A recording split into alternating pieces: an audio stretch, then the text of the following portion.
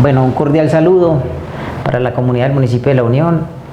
En el día de hoy vamos a abordar un tema que se considera muy importante por tratarse de un motor de transformación social. Hoy vamos a hablar de la educación concebida por lo que dice al respecto nuestro ordenamiento jurídico, es decir, la educación como derecho. La educación como derecho aparece por razones obvias en la Ley General de Educación, que es la Ley 115 de 1994. Ahí nos hablan de unas generalidades de este derecho. Y entonces en esa Ley General de Educación se señala en el artículo primero que la educación como derecho es un proceso de formación permanente. Es un proceso de formación permanente. Y como la educación es un proceso de formación permanente, entonces, ¿qué papel juega el Estado? ¿Qué papel juega la sociedad? ¿Y qué papel juega particularmente la familia para que los niños, las niñas y los adolescentes puedan ejercer de manera efectiva ese derecho a la educación? ¿Y qué otros derechos se conjugan alrededor del derecho a la educación? Podríamos empezar hablando de esos derechos que se conjugan alrededor del derecho a la educación, en este caso de los niños, las niñas y los adolescentes. Entonces podríamos remitirnos a los derechos que están caracterizados como derechos fundamentales en el artículo 44 de la Constitución Política de Colombia, donde nos mencionan un conjunto de derechos de los niños, las niñas y adolescentes, y en este caso de la educación, que es de lo que vamos a hablar. Y vamos a conjugar ese derecho a la educación con un artículo que la misma Constitución Política de Colombia al que hace referencia a la Constitución Política de Colombia, y sobre el que la Corte Constitucional se ha pronunciado en distintas ocasiones sobre un artículo de la Constitución, que es el artículo 16, y que a veces se convierte en una situación polémica por tratarse del libre desarrollo de la personalidad, y ahorita decimos por qué se convierte en algo polémico. Entonces, desde las instituciones educativas, por ejemplo, ¿cuál es el rol, cuál es el papel de las instituciones educativas y cómo vamos a abordar el asunto? Entonces, lo primero que vamos a decir con respecto a la educación es lo que acabo de mencionar. La educación es un derecho fundamental, es un derecho que se convierte en un proceso de formación permanente. ¿Por qué un proceso de formación permanente? Pues porque la educación es irreductible. Todos los días, si nos lo proponemos, si tenemos voluntad, si tenemos interés, pero también a través de la informática podemos apropiarnos de muchos conocimientos, porque eso se ha convirtió el mundo. Las tecnologías de la informática y la comunicación convirtieron el mundo, al planeta Tierra, lo convirtieron en una pequeña aldea. Entonces yo puedo transportarme en cuestión de segundos a cualquier ciudad del mundo y conocer sobre ella aspectos culturales, aspectos históricos, idiosincrásicos, todas esas cosas. Entonces, la educación como motor de desarrollo es un derecho al que le debemos prestar mucha atención, porque cuando yo digo que la educación es un motor de transformación social, estoy refiriéndome a que precisamente la educación como bien de cultura puede proporcionar en el ámbito local, en el ámbito territorial, en el orden municipal, puede aportarle mucho a los diferentes factores que hacen posible una sana convivencia. Si nos remitimos al artículo 5 de la Constitución Política, que nos habla de los derechos inalienables y hace referencia a esos derechos inalienables como los mismos derechos de la familia en el artículo 42 de la Constitución como núcleo fundamental de la sociedad, y ahí vamos a hacer un especial énfasis.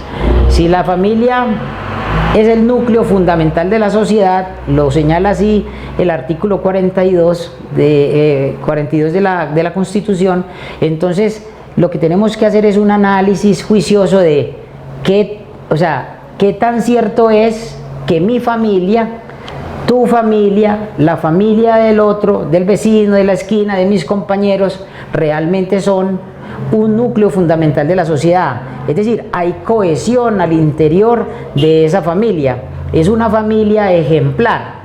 Y cuando hablamos de familia ejemplar, entonces necesariamente nos remitimos a el grado de cultura de esa familia. No todos tienen que tener formación académica, no todos tienen que tener títulos académicos. Yo lo que hago referencia es a ese grado de educación que hace posible la convivencia, a ese nido axiológico, ese nido de valores, de principios que es la familia y que hacen posible que ese niño y esa niña que se va convirtiendo en adolescente, se va convirtiendo en una persona adulta, sea un ciudadano ejemplar, para que podamos predicar de nuestros hijos, de nuestras hijas, de nuestros adolescentes, ciudadanos ejemplares, que es lo que necesitamos para que haya una sana convivencia.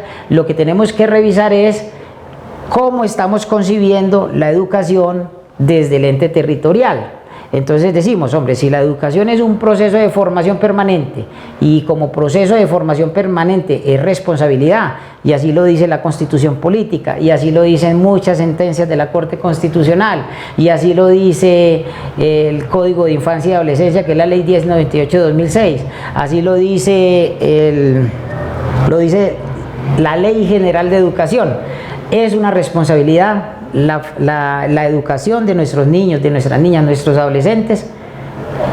La educación, ¿para qué? Una educación para la paz, una educación con calidad que permita predicar una sana convivencia, una educación de calidad, una educación de pertinencia que nos permita decir, hombre, la educación, la forma en que estamos concibiendo desde lo local, la educación apunta a que en el inmediato futuro tengamos ciudadanos ejemplares y aquí podamos respirar paz, tranquilidad, armonía, porque detrás de esa paz, de esa armonía, lo que deviene de todo eso, lo que se deriva de todo eso es que se haga posible construir mucha más confianza para que se dinamice la economía local.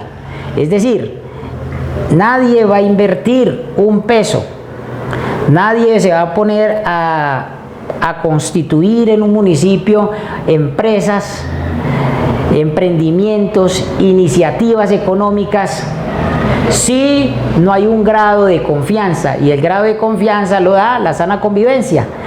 Y la sana convivencia es posible si desde la cuna, como dice Gabriel García Márquez, desde la cuna hasta la tumba, nos enfocamos en una educación de calidad, en una educación de pertinencia, en una educación para hacer posible de que nuestros estudiantes sean ciudadanos ejemplares, sean extraordinarios seres humanos, sean personas respetuosas de los demás, de los puntos de vista de los demás. A eso es lo que le estamos apuntando, más allá de la complejidad del ordenamiento jurídico, de mencionarles una cantidad de artículos y enunciados. Lo que hay que manejar es eso.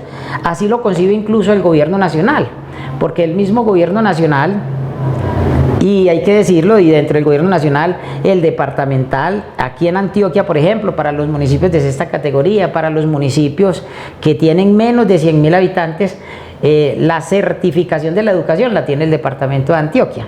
Entonces, en este caso, por ejemplo, el municipio de La Unión no es un municipio certificado, pero cuando hablamos que no es un municipio certificado, eso está ligado a la administración del sistema educativo y está ligado también al número de población que hay en el municipio, la capacidad económica para manejar ese sector tan importante de la sociedad y tenemos que decir, independiente de esa realidad, no tenemos más de 100.000 habitantes todavía, el municipio está creciendo y también crecen sus problemas sociales, y de ahí la importancia de que nosotros desde el sector educativo reevaluemos cómo estamos concibiendo la educación y particularmente revisar de manera permanente lo que son los fines de la educación, cuáles son los objetivos de la educación, cuáles son los fines de la educación que están trazados en el artículo 5 de la Ley General de Educación, precisamente. Y decía yo que con ocasión al tema de la convivencia, en el orden nacional hay unas leyes, hay unos decretos que hacen referencia al Sistema Nacional de Convivencia Escolar. ¿Y por qué hablan del Sistema Nacional de Convivencia Escolar? Porque ven la importancia de garantizar que haya en el país, en el orden nacional, una convivencia que nazca, cuya fuente sea precisamente el sistema educativo. Entonces hablamos de un Sistema Nacional de Convivencia Escolar, y entonces en las instituciones educativas, por eso hablamos de los manuales, que yo prefiero la palabra pacto de convivencia, los manuales de convivencia, y dentro de los manuales de convivencia una serie o conjunto de reglas que conducen a regular las conductas de nuestros estudiantes. ¿Y por qué es necesario regular las conductas de los estudiantes? Hombre, porque es que a los estudiantes, por estar en un proceso de formación permanente, se les tiene que ir orientando y se tiene que ir construyendo con ellos un conocimiento que radique en la importancia de entender desde temprana edad que el ejercicio efectivo de los derechos tiene unos linderos, y que esos linderos no son otros que los derechos que le asisten al compañerito que tiene al lado, al compañerito que tiene en la parte de atrás, a su entorno. Es decir, mis derechos, el ejercicio de mis derechos y libertades, que aquí está la Constitución Política y hace referencia precisamente a eso, que es la Constitución Política. Entonces algunos dicen, la Constitución Política es una carta de navegación. La Constitución Política, como carta de navegación, también se convierte en un catálogo de derechos y de deberes.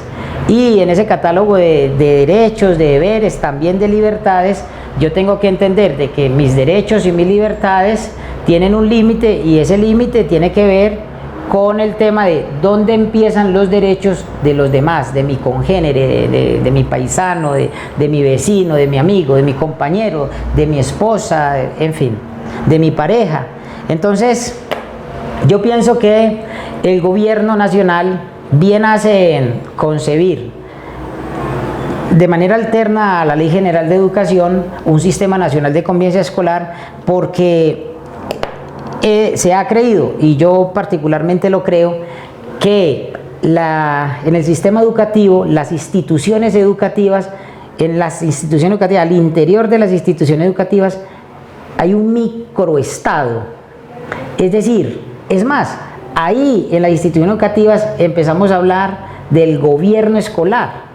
Y cuando hablamos del gobierno escolar, entonces tenemos que llegar a analizar, bueno, ¿y cómo así que el gobierno escolar? Es decir, ¿cómo se gobierna desde el sistema educativo el tema de las instituciones en el país? Entonces hablamos, por ejemplo, bueno, tenemos un manual de convivencia, hay unas reglas ahí plasmadas, tenemos un personero estudiantil, tenemos un contralor estudiantil, tenemos un grupo de estudiantes que son los representantes de cada grado, tenemos un consejo académico, tenemos un consejo directivo donde se toman decisiones importantes sobre el horizonte institucional de ese colegio.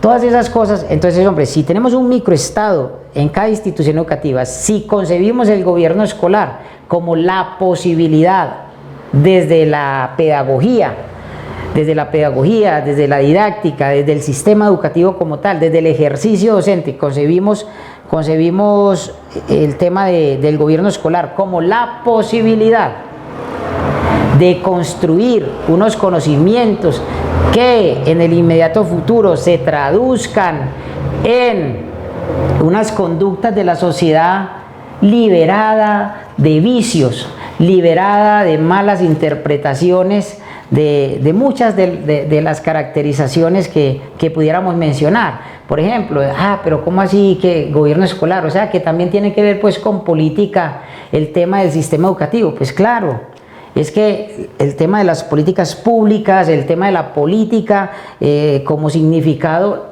que nos tiene que llevar a una reflexión. ¿Qué entiendo yo en mi familia como política? Y lo que entiendo yo como política, ¿qué beneficios le puede aportar a la sociedad de la cual formo parte?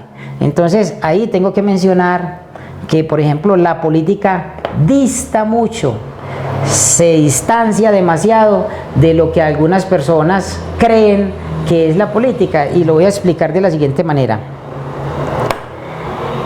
La política es un invento de los griegos. Para los griegos, la política era el orden de organizar las cosas. Es decir, no me gusta la política, escuchamos a alguna persona decir, no quiero saber nada de política. Entonces para los griegos equivale a decir, no me gusta el orden. Entonces esa persona pues es muy probable, y esto simplemente pues es de manera excepcional, es un ejemplo, es muy probable que esa persona lo que encuentre es que la media de color azul, una la encuentra en el donde coloca su ropa, y la otra está por allá debajo de la cicla, debajo del carro. Entonces, ¿qué es la política? La política es la administración de los asuntos públicos. La política es, para los griegos, el arte, es decir, el arte de organizar la polis. La política nada tiene que ver con el tema de la politiquería, de prometer cosas que no se van a cumplir, de echar mentiras. Y bueno, es que es más, donde tuviéramos la facultad, que esa facultad pues no la tenemos infortunadamente, pero es por eso que existe incluso el polígrafo. ¿Por qué? Porque las personas que han confundido la esencia misma de la política con la politiquería son las personas que se convierten en unos pinochos diciendo mentiras y tranquilos porque la nariz no les crece, pero de todas maneras finalmente pues en algún momento pues serán descubiertos, porque las personas cada vez son más cultas, cada vez se interesan más en no dejarse meter los dedos en la boca. Y entonces es por eso que en las escuelitas también se hace campaña para la personería municipal, para la Contraloría, y a los niños y a las niñas y a nuestros jovencitos y nuestras jóvenes no tenemos que orientarlos en el sentido de que vaya prometa esto, vaya prometa aquello. No es prometer. Más allá de las promesas, lo que tenemos que hablar es de un compromiso con la institución educativa, en el caso pues de las elecciones del gobierno escolar que se hace pues en las instituciones educativas, y ese es el mensaje que se quiere transmitir. Ahora, retomando el tema de la educación, quiero relacionarlo con el libre desarrollo de la personalidad. Conocí el caso alguna vez en la ciudad de Medellín. Un muchacho colocó una acción de tutela. Porque él previamente había presentado un derecho de petición, y ahorita vamos a explicar las dos cositas, los dos conceptos, derecho de petición y acción de tutela. Entonces el muchacho colocó una acción de tutela porque él le había solicitado a través de un derecho de petición a la institución educativa donde él estudiaba su básica secundaria y media vocacional, que él quería, a razón del artículo 16 de la Constitución, el libre desarrollo de la personalidad, llegar al colegio vestido no con el uniforme de los muchachos, sino con el uniforme de las chicas, y que además de eso él quería también que evaluara el consejo directivo de la institución educativa a la que pertenecía la posibilidad de que él, cuando fuera necesario ir a las unidades sanitarias del colegio, lo hiciera no en el baño destinado para los chicos, sino en el baño destinado para las chicas. Y recuerdo que en su momento, eso ya hace añitos, se convirtió eso pues en toda una novela, eso se armó pues todo un despelote, y los rectores se reunían entre ellos por núcleos educativos para mirar lo complejo que se había vuelto la situación, y lo que realmente debieron haberse reunido en su momento era, venga, y el derecho de petición, ¿qué es? Entonces, cuando a mí me dicen qué es el derecho de petición, entonces yo me tengo que remitir es al artículo 23 de la Constitución, que me dice que yo tengo el derecho de solicitar de manera respetuosa información a las distintas entidades, a las distintas instituciones educativas. Incluso ya hoy se puede para el sector privado en algunos aspectos particularmente. Entonces el muchacho estaba lo que tenían que evaluar los rectores en su momento, más allá de convertir eso en un escándalo, era si al muchacho le asistía o no el derecho que él estaba invocando. Y el derecho que él estaba invocando era: hombre, infórmeme sobre la manera en que yo puedo ejercer este derecho. ¿Cuál derecho? El artículo 16, el libre desarrollo de mi personalidad. Yo quiero llegar de cabello largo, yo quiero llegar con las uñas pintadas, así fuera pues con una basecita, yo quiero entrar al baño de las niñas, yo quiero vestir con el uniforme de las chicas. Y entonces no era necesario pues que se armara ese alboroto, porque lo que habría que mirar en principio era si le asistía o no el derecho, y además contestarle el derecho de petición de una manera oportuna, como lo señala la Constitución Política de Colombia.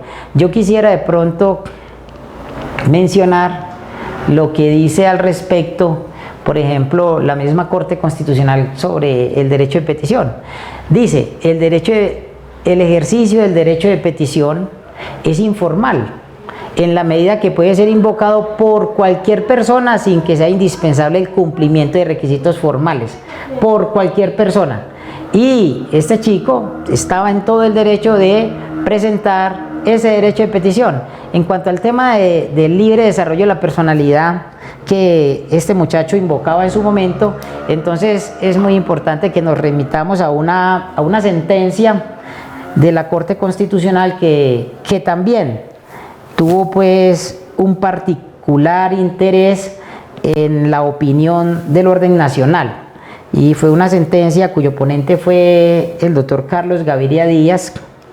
Y en esa sentencia el doctor Carlos Gaviria Díaz señala, por ejemplo, en esa sentencia, que es la sentencia C-221 de 1994, señala que la filosofía que informa la Carta Política del 91, él decía que no había nada más filosófico que la Carta Política del 91, incluso en la comparación de la Constitución Política del 91 con la Constitución Política del 86, de 1886, el doctor Carlos Gaviria Díaz decía en muchas pues de sus capacitaciones, de sus intervenciones, que esto era una belleza filosófica. Y entonces él dice: la filosofía que informa la Carta Política de 1991 es libertaria y democrática, y no autoritaria y mucho menos totalitaria. Por tanto, si del texto de una norma pudiera desprenderse una conclusión a tono con una ideología de esa naturaleza, sería necesario, en una tarea de armonización sintáctica que incumbe al intérprete, extraer de ella un sentido que no rompa abruptamente el sistema, sino que lo preserve.